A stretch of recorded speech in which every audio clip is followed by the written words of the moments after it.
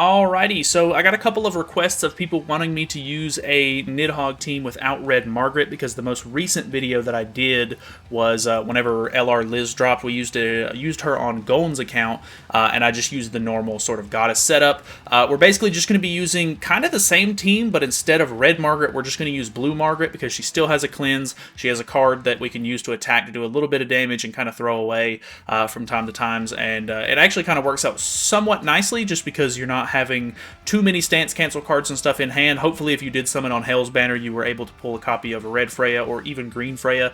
I prefer the red one for Nidhogg, but you know, everybody has their own preferences. But either way, let's hop into this thing. Alrighty, so I recorded this earlier this morning, so I actually don't have face cam for this one. I guess I could technically add it over with, but not really necessary. But either way, so this is the team setup that we have. You can see that everybody is pretty much on attack crit damage set except for Liz, because I don't actually have an attack crit damage set for her. She's actually going to be running a HP crit damage set, just because if you can crit, the heal does a little bit more. So all of my links pretty much have HP defense on them. If I'm not mistaken, I might even have triple defense on Tarmiel during this. I can't remember exactly, but the one thing to note, of course, is I try to tell you guys this every video. If you're going to tank with a character, I highly recommend you have a rare rune on them, or I think they're called runes, the little orbs or whatever for the gear pieces. Make sure that you have a rare one that is just completely maxed out recovery rate rolls, or they don't have to be maxed out, but high recovery rate rolls, so that way whenever you are actually tanking with that, you can actually get away with, you know, taking a little bit more damage. The Tarmiel will heal you up a little bit more, which is really, really nice, and you'll just overall just tank a little bit better. So it's also going to make her have the lowest amount of HP, so she's going to get targeted. The only time that sort of fails is if I go into the next phase where we're not fully healed up or something. Maybe Margaret took too much damage, for example, and the boss will end up targeting her a little bit, so it can be a little bit annoying. Yeah, overall, this team is still pretty standard. I know that some of you guys might not have Mael, which is a little bit of an issue, of course. You can potentially just run different units here. I've seen people use Red Sariel. I've seen people use a Red Tarmiel on the team and just have him actually tank himself, because obviously he has his own grace and he's going to heal after every single hit anyway, so that can be kind of nice sometimes. The big thing to note is that you just have a lot of synergy with the goddesses, of course, so just making sure that you're building up passives and stuff is always a big one, and yeah, just kind of, you know, making sure that you're cleansing off debuffs. The one really nice thing about having LR Liz and Blue Margaret on the team is that Blue Margaret is not vastly different from Red Margaret, in the sense that you still have a cleanse card, and I mean, the attack card's not going to do the most damage. On the Red Margaret, of course, it's going to have a stance cancel, but on the Blue Margaret, you can kind of just waste it from time to time. You don't have to, you know, keep it in your hand and think you're going to have to use it or whatever for stance canceling, for example. Like, I'm still getting, you know, stance cancels with the single target on the Freya here, which is very, very nice.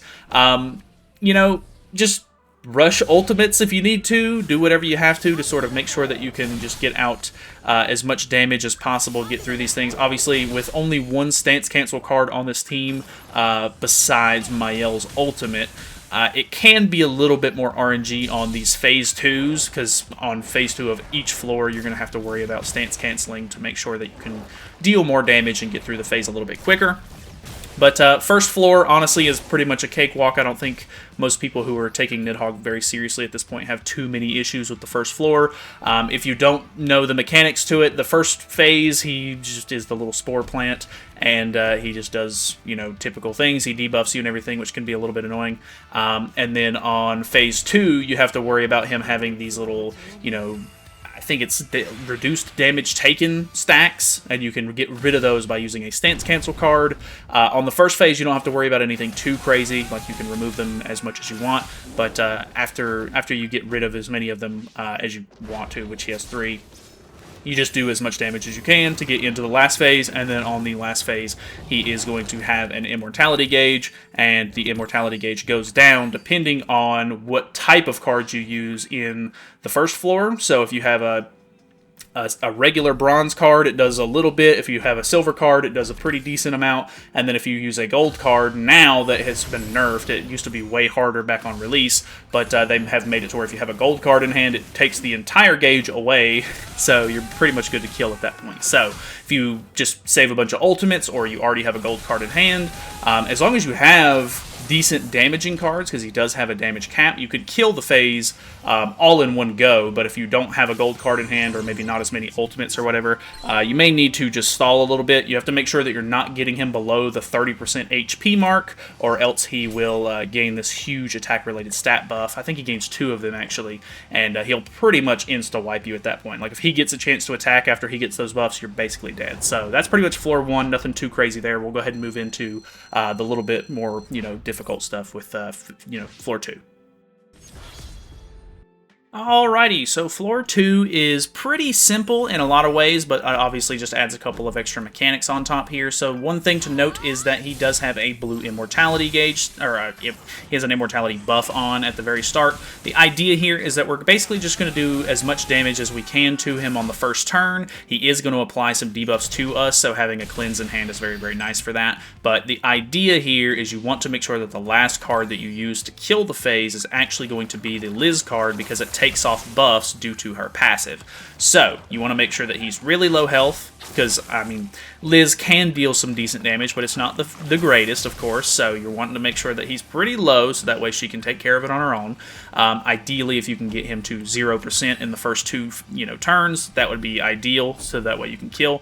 But if you do wait until, I think it's his second or third turn, like whenever he gets to go, I think, for the second time, he will actually put up this blue buff that is basically like Tarmiel buff, or Tarmiel Grace, where he is going to gain some HP back every time he takes damage. So that can be a little bit annoying to sort of keep him in a decent position to kill him with the Liz, but it's not too bad most of the time. Just make sure that you get him as low as possible. Going into the second phase here, you have to worry about stance canceling. Can be a little bit of a double-edged sword here, just because each time you use a stance cancel, he is actually going to put a 1-turn infect debuff on all 4 of your characters. So if you're going to do any sort of healing or any sort of attacks that do heal, or you need to lifesteal or anything like that, make sure that you do that before using a stance cancel card, which can suck a little bit because obviously you're trying to, stance cancel, so that way it takes his little buffs away and you can deal more damage.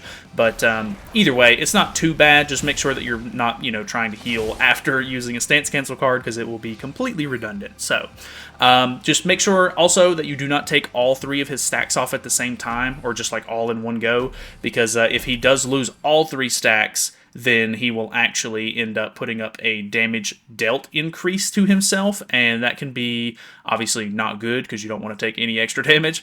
But yeah, you can see right here he has a stance card that he's actually going to use at the end of his turn, and that is basically going to replenish any of the stacks that he already has lost. So I think, if I'm not mistaken, I did this run this morning, but I'm pretty sure that I went... I don't think I ended up killing here, so this card does not kill all the way with my L, and then the other 2 cards do not kill because they're not very super heavy hitting or anything like that. So whenever he does end up using the stance here, he should end up getting some of his stacks back, which can be a little bit annoying. You just want to make sure that if he does end up putting up a stance, it is a counter, so make sure that you do have a stance cancel in hand. Luckily, I do have the single target with Freya there, which is nice. It maybe have been a better idea to waste some cards that weren't the, if I didn't have that in hand, I could have saved the Mael ultimate, but overall, nothing too crazy. We're just going to go ahead and use the Liz ultimate. Ideally, I don't know if I caught this or not, but you want to use the Margaret ultimate before the Liz ultimate, so that way you gain the gauges back, or you gain 2 ultimate move gauge after I've already ulted, but oh well, I guess I wasn't paying that close of attention to it. So do a pretty decent amount of damage there. We go ahead and hit, and then we are good. Well, actually, maybe... I don't know. Yeah, I could have used the Liz ult second, but maybe I thought it was going to stance cancel or something for some reason. I don't remember. But either way, going into the final phase here for floor 2 is you basically just want to keep him below 50% HP, and if you can do that, he's going to lose 1/3 of his bar every single time every single turn that his bar is below 50%. So or his health, not his bar. So you do have to worry about him putting up these damage reduction stacks. He's going to put one on every single turn, so using a Liz card from time to time will help get rid of those because it buff cancels. And other than that, you're just wanting to try to use some really heavy hitting moves on the first turn you go into the phase, and then just keeping, you know, his bar below that point going forward. So you can see we do a pretty decent amount of damage turn 1. We have the Abyss stack on. He does stance, or I think he buff cancels with that card, so it does get rid of my Abyss, which is a little annoying, but it is what it is. Luckily, we have some other decent cards in hand, so we can basically just, you know, keep him below the 50%. Nothing too crazy there. We can, you know, use Liz ult to rush ultimates and stuff like that. It's fine. And then, you know, just dealing the damage that we need to go ahead and kill. So it's just kind of an endurance game, I guess. They're just making sure that you could live long enough. He is going to put debuffs on you, like at the beginning of every one of his turns. It's 3 corrosion stacks, so that can be a little annoying to deal with. Luckily, with this team, you do have 2 characters that can cleanse. If you're already really full on HP, they're not going to do like the most damage you've ever seen or anything like that. You can definitely hold off and use like a heal card, or if you have Liz's ultimate in hand, you can just not worry about them for that turn and then just, you know, use the ultimate to heal up before you kill or anything like that. So just be, you know, mindful of what kind of cards you're using. Be aware that he's going to put some debuffs on, you know, make sure you're canceling some stacks on him whenever you have the chance, and you should be able to get through this thing pretty much no problem. This one, I think, ends up giving a lot of people the most issues. I've heard people say that floor 2 is harder than floor 3. I personally think there's just too much RNG involved for floor 3 to call it easier, but if you can get RNG, or good RNG, then I could definitely see where this could be the slowest part of the run, but yeah, just making sure that you're keeping him, you know, his health in check for 3 turns in a row can be kind of annoying. Luckily, with this team, you have 2 really good damage dealers, and with the new LR Liz ultimate, you're gaining an attack-related stat increase, so you're doing more damage and stuff.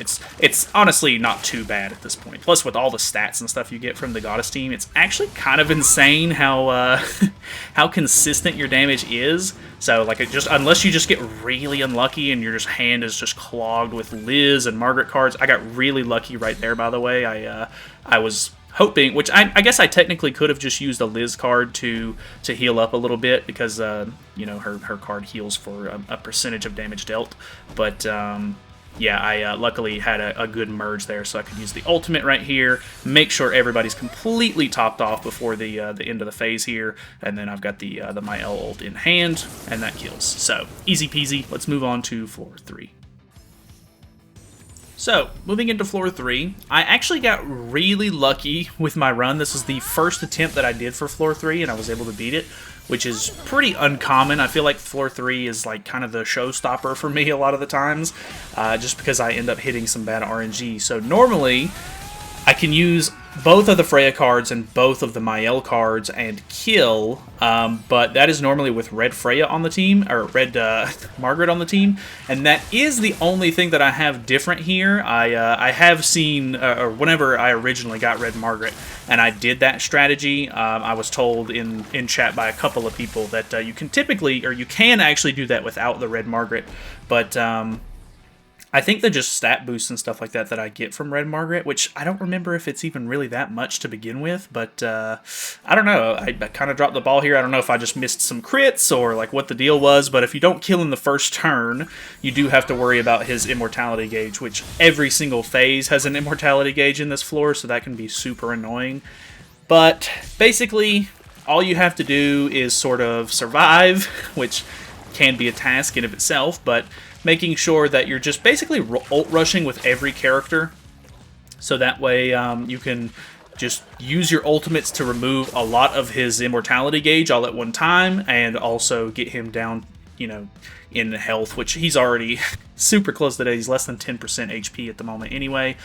He is about to use his ultimate here, so I basically just get everybody to at least 3 ultimate move gauge orbs, so that way I can make sure that the Liz ult is actually going to get them to full ultimate.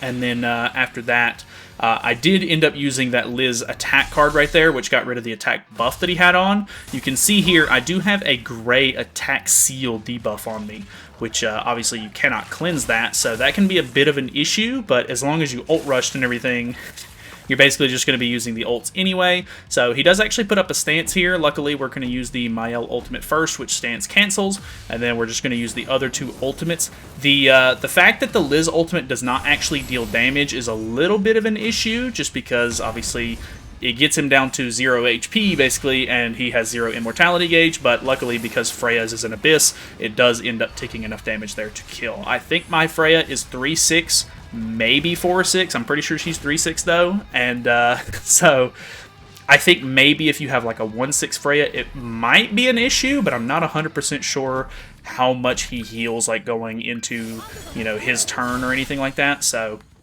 that could be maybe a little bit of RNG. I'm not 100% sure. You might have to have somebody correct me on that one. But floor 3, phase 2 is where I have the most trouble. So making sure that I have a stance cancel here to begin with is really, really nice. Obviously, because I only have one stance cancel on this team, it could have been a little bit of RNG there if I didn't draw another one. But he has a damage dealt increase buff on him, which you have to get rid of basically at the beginning, or he's going to do too much damage. The idea with this phase is each time you use a stance cancel card, he is going to gain a gray debuff that corresponds with a different card type. So you can see up there at the top, he has one for buffs. So each time I use a buff card, it's actually going to take more of his gauge off. But, you know, he's got 4 of these damage reduction stacks on him to begin with at this phase, so you are going to be sort of slowly whittling down his HP. It can be a little bit annoying in that regard, but just, you know, keep dealing damage to him. Try to avoid using any stance cancels if possible. He is going to throw this stance up I think it's every 2 turns if I'm not mistaken, so you are going to be forced to stance cancel sometimes, and that is technically a bad thing in some ways, because if you use a stance cancel card, it's going to gain he's going to gain 15% immortality gauge, which can be kind of annoying. So I use that. You see he gains the immortality gauge. I use a buff card here, and then we're going to use both of these damage dealing ultimates. I don't think that this was enough to kill, if I'm not mistaken. Yeah, so we do not kill there. The Abyss is not enough to tick down enough damage there, but you can see he also has a recovery skill one. We don't have any recovery skills on this team. The only time I had recovery skills was whenever the Green Liz was the preferred unit. This ultimate, by the way, can be insanely bad. If he uses the ultimate first and then 2 attack cards after it, I think I've only ever survived that 1 time. Maybe 2 times, but it's very, very rare. Having a cleanse after he uses that ultimate, because it's an AoE extort, is pretty much essential, because if you do not cleanse that off, you're going to have a really bad time. So you technically could, I guess, use the Liz attack card, because that'll remove the buff from him. So just making sure I'm not using any stance cancels to gain any immortality gauge, we are able to do enough damage there to kill. So that phase is honestly the most annoying part, and sometimes you can drop the ball in phase 3, but phase 3 is literally just all about damage. And so you can see he has these interesting gray debuffs on, or I guess they're buffs for him, but he has these gray buffs on that are basically just going to make it to where, I think their recovery rate, if I'm not mistaken, it could be something else, I assume it's recovery rate, but basically at the beginning of every single one of his turns, he's going to gain all the way back up to full HP. He's going to basically just full heal every single time. So the idea here is the more damage you do to him, the more of his immortality gauge is actually going to get removed. So if you can get him below 70%, or if you can do 70% damage to him and he's below 30% each phase, you'll lose 25% immortality gauge. So that's obviously going to require a lot of damage, which can be kind of RNG for sure, but luckily, you know, Freya does really, really high damage. Mael does really, really high damage. So we can basically we're going to buff up here with the ult, or the Liz ult. I only have her 2-6, so we're not even getting like crazy attack related stats or anything. But we're going to use 2 single targets into a Margaret card. We're just going to get the Margaret card out of hand basically. But the Freya single target does really, really well.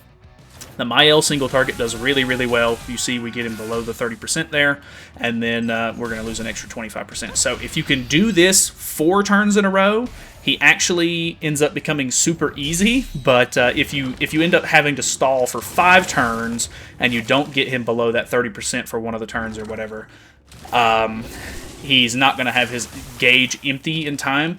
And if he loses all 5 of those recovery rate stacks, I think he still ends up increasing his HP all the way back up to full. But he's also, like, once he loses all 5 of those stacks, he's going to gain an all stats buff, which is just going to make him, you know, tankier, harder to kill, does more damage. You know, it's all stats, so all stats are bad. So making sure that you can get rid of those is nice. His ultimate can also be something that you kind of have to worry about a little bit. If you use the Ragnarok team, you don't have to worry about it because you have Freyr on the team and you're immune to ignites. But I think it's 6 ignite stacks that he applies on you with this ultimate, and you know, ignites make you take more damage, so if he does a whole lot of attacks and stuff like that after it, it can be really bad. So making sure that you have a cleanse after you get ulted, which obviously that's RNG, and if you haven't pulled a cleanse in a while, I feel bad for you. It's ruined my runs a couple of times, but making sure you have a cleanse for that is really nice. Luckily, this team does have 2 cleanses. He is going to put up a stance every so often. You got to make sure that you're using a stance cancel to get rid of that. I'm going to make sure to hopefully... I guess not, maybe. Alright, well, I should have used the ult. Well, I guess maybe I ulted here so that way I got the attack-related stats first, and then got rid of the stance, but I guess ideally using the Mael ultimate, because it's going to do a lot of damage anyway, and then using the Liz ult to heal and gain him 2 ultimate move gauge orbs is ideal there.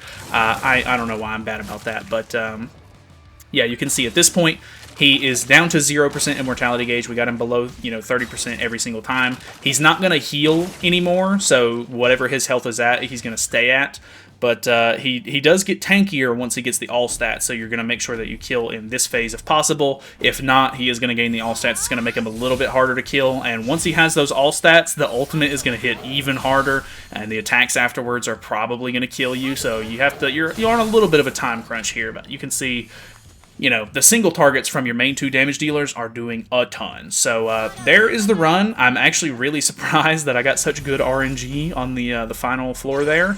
But yeah, I mean, it can obviously be done. You don't have to have Red Margaret. If you don't have Liz, you can use the green one. She was still good for a really long time. If you have the Red Margaret, she's obviously a little bit better in some ways. If you have to use green Freya, she does have 2, single targets, so it's going to cancel a lot of stances, but be wary of that. But either way, thanks for watching. Feel free to subscribe. I'll see you later.